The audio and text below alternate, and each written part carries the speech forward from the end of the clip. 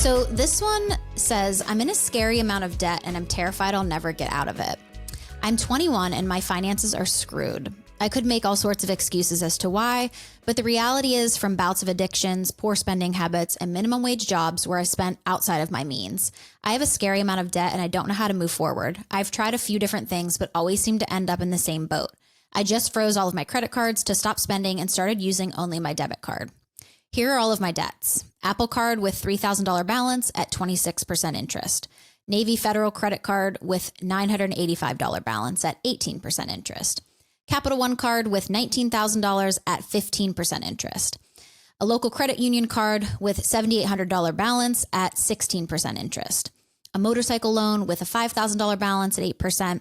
And then finally, student loans, which are at $2,700 with balance at 6%. A total of about $38,000 of debt that scares the shit out of me. I'm in sales, so my income ranges. I'm guaranteed a minimum of $2,500 a month, but more likely that's closer to $5,000. My expenses are fairly low since I have cheap rent. Everything adds up to about $1,200 a month, but my minimum payments add another $1,000 to that. With interest rates and payments so high, I feel like I'm going more and more into debt each month. I know I'm screwed, and as much as I hate talking about this, I need help. Yeah, I really like that. If the one of the very first things this person said is that they could make all sorts of excuses for why they're here, but at the end of the day, like they took ownership. Like it sounds like they may have faced some addiction and some poor spending habits. And I think the sooner you can identify what caused you to get into the situation, like the sooner you can find a solution to get out and hopefully never go back into it. But yeah, I mean, at the end of the day, it sounds like you probably were an overspender a little bit, and then you kind of couple that with some sort of addiction and things just got out of control.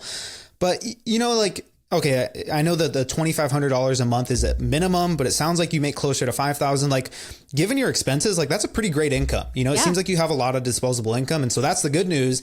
And I would say the part that's really hard to grapple with here in your situation is that, you have $1,000 in minimum payments. And so that just eats up a huge chunk of your monthly income. But, I think that this person could probably take some sort of hybrid approach to paying off their debt. I definitely would say, let's focus on the higher interest debts first, get those credit cards listed out first, and then you can deal with the student loans and the motorcycle last. But given that there are two credit cards here that have a relatively low balance, like there's one that's under 1,000 and one that's 3,000, I would say let's start with maybe some sort of snowball method. Let's get that first credit card, really low balance, wiped out. You free up a minimum payment and you kind of start to build that momentum, that confidence, like, hey, I can really do this. And then once you get those credit cards wiped out, then, you can focus on the student loans and the motorcycle, which the interest rates are kind of right at that threshold where like it's high, like the motorcycle's at 8%. That's typically what we consider higher interest. But again, like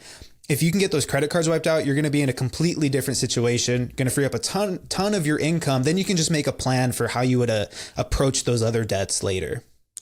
Yeah. And I love this person for, like you said, taking control of the situation and like not making excuses like, hey, this is what happened and here I'm at, but I will say they're not screwed because they've already, one of the biggest suggestions was you need to get rid of these credit cards until you understand how to like properly use them. But they froze their credit cards and, they're only using their debit card, which is a big recommendation whenever people have an issue with credit cards. Something that they talked about in here that they just sprinkled in, but I like to always bring to the surface is the addiction piece to that, right? So maybe this person needs to be incorporating some type of addiction counseling or therapy into here so that this doesn't come back. Because I'm betting that when the addiction is running rampant, like the spending habits also come into play there. So that's something that I'm also going to suggest, maybe get some help with that so that we can move forward in that type of sense as well.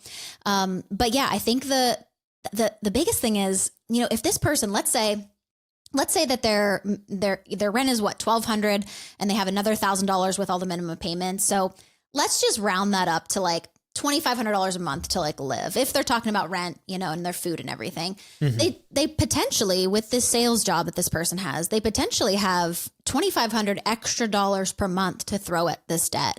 And if you do the math on that, like $38,000, that's going to go away pretty quickly. Yeah. So I actually, when you're in the situation, you feel like it's very heavy and there's no way out of it. But when you actually take a step back and look at the math there, and this person seems like they really want to get this paid off, this can move pretty quickly. throwing $2,500 to it is going to really, like you said, it's going to start knocking off some of those smaller balances relatively quickly. And then you just have those bigger ones to worry about. And then with the snowball, it just continues to roll. And before you know it, you're working on your last debt and you're like, wow, I've really changed my entire situation. So. Yeah, I mean, within a year, they could easily pay off like 3 of these credit cards and then take a huge chunk at that $19,000 balance card. Yeah. But yeah, and the beautiful part about being in a sales position is like, I would assume this person's income isn't capped. And so like, how much more can you grind it out at your job to go from making 5,000 to 7,000, you know, and like Lauren, like you said, like once you start to map it out, like, you know, at first you see this pile or this mountain of debt in front of you, but when you can map it out and you can say, cool, like by month X, I'm going to have this paid off. And then a few months after that, I'll pay off the next debt. Like you can really start to incorporate a plan, and then you can build up that motivation to say, how can I work a little harder at my job, make a little bit more income? And then you can start to shorten that timeline up, because you know, like this person's not in a bad position. Thankfully, they have really cheap rent, really low expenses.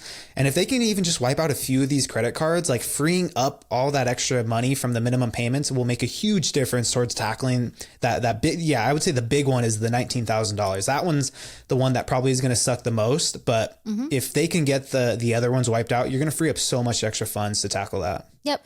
And I think that this person, the way they're asking this is just, they're going to do this. They're not making excuses. I know a lot of people who have similar debt situations to this, and it's just well, the economy is bad and, you know, things are so expensive. And it's like, I don't think your trip to Target was necessarily the economy. You know what I mean? So this person's going to do this, and they have a solid plan to do it because, like you said, with a sales job, I think that they can increase their income. But they seem like they are tired of this and they're going to get out. So I love this situation for this person because they're not screwed and they can definitely get out of this. Oh yeah, absolutely. And they already froze their credit cards, which is a huge plus. And they could probably even take it like one step further. And like, honestly, like I would probably just cut those cards up, and you don't have to like close them out or anything, but make it so that you physically cannot accumulate more debt. But just like the initiative that this person has taken and the way that they've worded this question to me just tells me like they're ready to do this. And like you said, like they're just tired of the situation. And that is the recipe for success when it comes to paying off debt.